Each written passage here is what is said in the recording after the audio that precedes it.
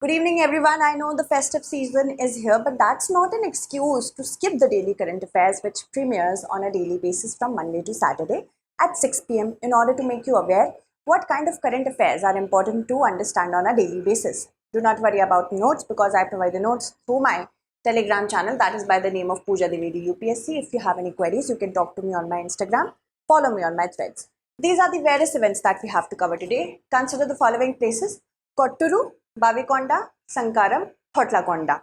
So, how many of the places given above is on our Buddhist sites? This kind of information is not given in books only, but you see, you have to be updated on a daily basis. Why? Because sometimes what can happen, you have read the static part, but if there has been any excavation at any site and new archaeological findings have happened, of course, that will not be reflected in the books that have been printed earlier. So, sometimes current affairs will also help you in static subjects such as geography, history. So, the thing is that many of you have answered it correctly. All these are actually Buddhist sites. So, all four will be the correct answer. Kotturu is located 52 kilometers from Vishakhapatnam, and here is Kotturu. Okay. Also, it is one of the most prominent Buddhist excavation sites, and it is on the banks of the river Sarada. Remember that, because rivers can also be asked. Then we have Bavikonda. It is one of the most prolific Buddhist excavation, which is situated few kilometers from the Bhimli beach. In the map, you can see it is here in the east coast of India. Moving on, the next is Sankaram. Sankaram is actually a hillock which is dotted with 2nd century BC rock stupas, and it is the main attraction of this special Buddhist site, which is found 40 kilometers from the Vishakhapatnam at Sankaram village. Again, here is Sankaram. Moving on, the next one is Thotlakonda. It is an ideal home for Buddhist monastery, which seems to have existed there over 2000 years ago. On the map, you can see the red dot. Okay, so you see these are many important and prolific Buddhist sites. Moving on to the next question. With respect to preventive detention, consider the following statements. We know that it is given in Article 22. That means in the part 3, very importantly, fundamental rights, it has been provided.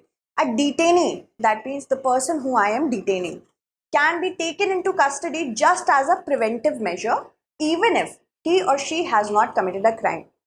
If the detention ordered is more than 3 months, then such a detention requires the approval of an advisory board, which is set up by High Court of that state. For preventive detention, there are very narrow grounds of judicial review. Judicial review is one of the parts of the basic structure of the Constitution. That means the Supreme Court and various courts will come to the rescue of citizens if the state is abusing its powers. So let's see how many of the statements given above is or are correct. As I told you, in Article 22 of the Indian Constitution, specifically this is a part of the part 3, it has been mentioned about preventive detention. If I have a suspicion on any person that this person might create an issue with the public order, and I have satisfaction with that, then I can detain that person even before the committing of any crime by that person. So this is preventive detention. Alright, so first statement is definitely correct. The thing is that in countries such as the USA, UK, Canada, preventive detention is a wartime measure when the country is in a war. But in India, we have made it a part of the constitution itself. If there is a detention that has been ordered for more than 3 months, then such a detention requires the approval of an advisory board, which is generally comprised of retired judges or retired bureaucrats. And this is correct, but it is not established by the High Court of that state. States can have their own laws for preventive detention. It is the government of that state that will establish such a board.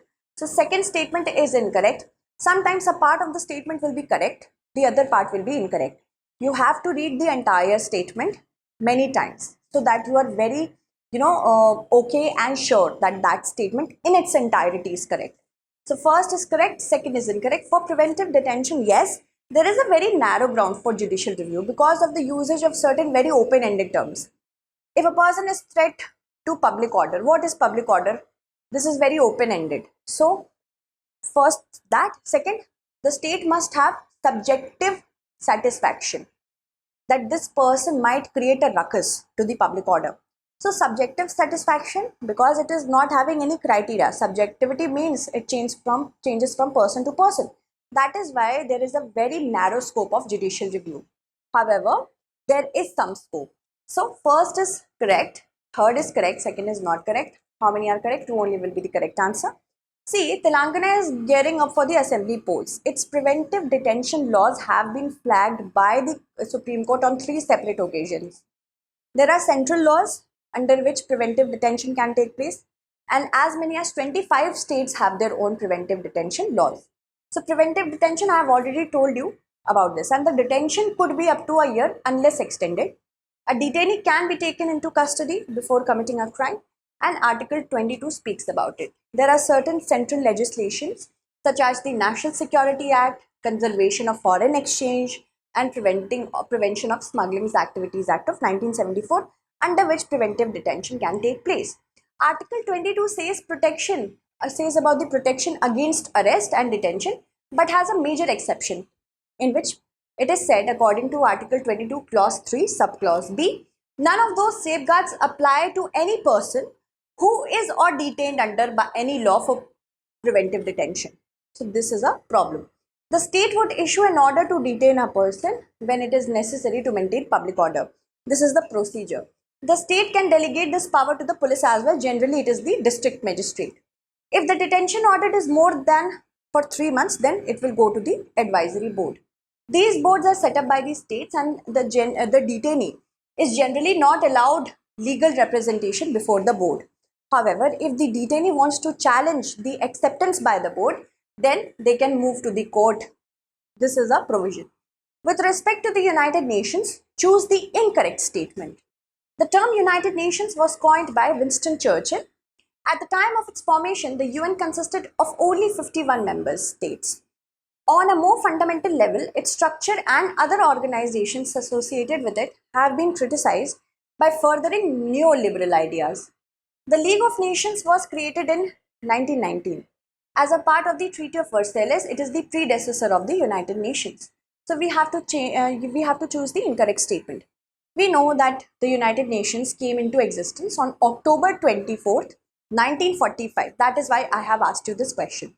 And it is a successor. That means it has a follow-up. Before this, it was League of Nations, which was created in 1919 after the end of the World War I, when all the nations were in tatters. So there were certain countries who were feeling very philanthropic. We should make sure that the countries of the world do not undergo any sort of war in the future. Of course, it failed.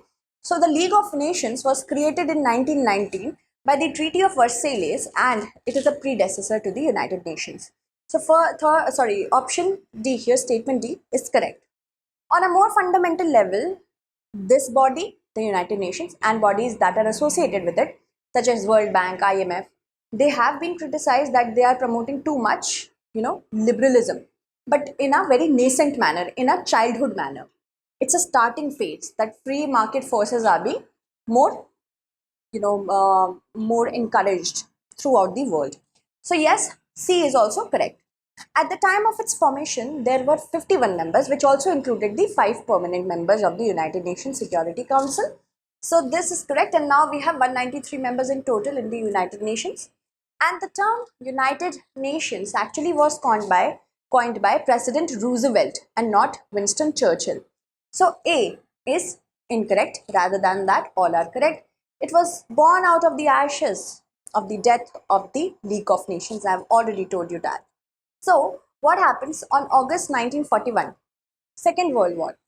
American President Franklin D. Roosevelt and British Prime Minister Winston Churchill, they thought of a plan that we must have another group in order to ensure the world is not, world doesn't go to another war. Already we saw 2 world wars. Together they issued a statement which came to be known as the Atlantic Charter. But this was not any sort of treaty, but only an affirmation that we are not going to let this world fall into abyss again. For the first time, the term of United Nations was coined by President Roosevelt to identify those countries which were allied against the Axis powers. Who were the Axis powers? Germany, Italy and Japan. And the United Nations finally came into existence on October 24, 1945, being ratified by 51 nations. The first meeting happened on January 10, 1946. Consider the following statements. Neutrinos' weak charge and almost non-existent mass have made them extremely difficult for scientists to observe and can only be seen when they interact with other particles. The rarity of interactions with other particles makes them almost impossible to track, and that's why they are called ghost particles. Like ghost, we cannot see them, but we can sometimes feel them, we can detect them. Choose the correct answer using the following codes. Earlier, it was believed by the scientist community that atoms are the smallest particle to exist ever. But subatomic particles also came: proton that are positively charged, neutrons that have no charge, electrons that are negatively charged. Do not confuse neutrons with neutrinos. Okay? So neutrinos have a weak charge. Earlier it was believed that they do not have charge at all, but they have a weak charge. And earlier it was also believed that they did not have any mass, but they have very small mass. And this is why it is very difficult for us to detect them. Also, because they do not generally interact with their surroundings. They do interact, but very rarely. And this is why they are named as ghost particles. We know it is there, but we cannot detect them very easily. So both these statements are correct, and because of the rarity of the interaction, the first statement becomes correct. So both the statements are correct. Statement 2 is the correct explanation of statement 1. Why have I asked you this question? By the name of Trident, China is developing a really large telescope to detect ghost particles, that is neutrinos, and they will situate it in the South China Sea, Western Pacific basically. And it is going to be really large. So subatomic particles, I have already told you about 3. Neutrinos are a type of electron only, but they do not have any charge. Okay, they are among the most abundant particles in our universe, but still we cannot detect them easily. They do have a very small mass. So you see its weak charge, which is almost negligible, but we have not ruled out that it doesn't contain any charge at all.